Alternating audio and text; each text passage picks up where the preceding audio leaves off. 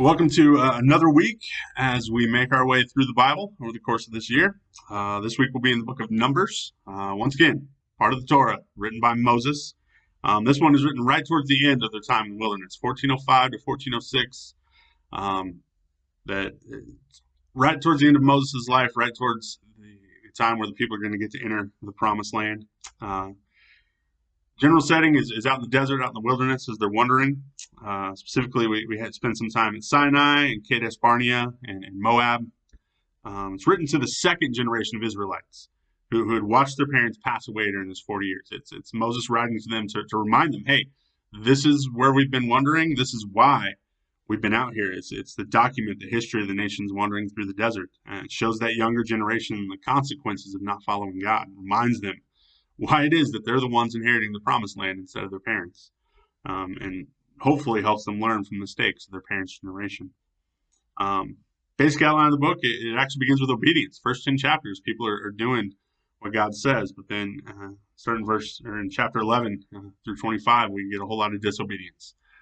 We get a whole lot of them not following God and the consequences of that come out. There's a renewed obedience in chapter 26 through the end of the book for that second generation where they're renewing those covenants. They're renewing that commitment to God and following Him and trusting Him. Some of the key themes throughout this book, the idea of wandering and wilderness, sin and atonement, obedience, rebellion, consequence, man's failure and God's faithfulness, and the divine authority of God. Some of the key verses, Numbers 13-14 is a real turning point in this book. And verses 8 and 9 of chapter 14 especially show this faithful response of Caleb, who's one of the spies who goes in and says, yes, we should follow God, we should do this. He's one of two people from that first generation that get to go into the promised land with that next generation, him and Joshua. But verse 34 shows the consequence of the people not following. So Numbers 14:34 is a key verse there that disobedience leads to some consequences, and this is God telling them what the consequences are.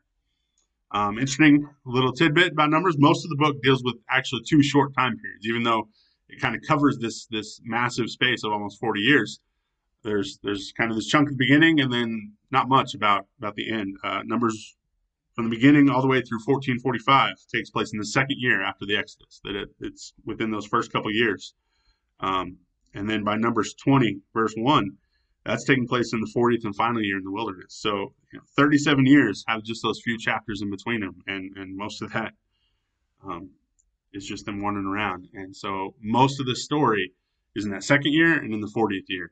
And it really shows that there's very little told to us about those 37 years of wandering because they truly were just wasted time. It just reemphasizes just how wasted and useless those years were for the people that because of their disobedience, because of their rebellion, they wasted all this time and missed out on so much. So hope you'll join us this week as we travel through the book of Numbers. Love you guys. See you soon.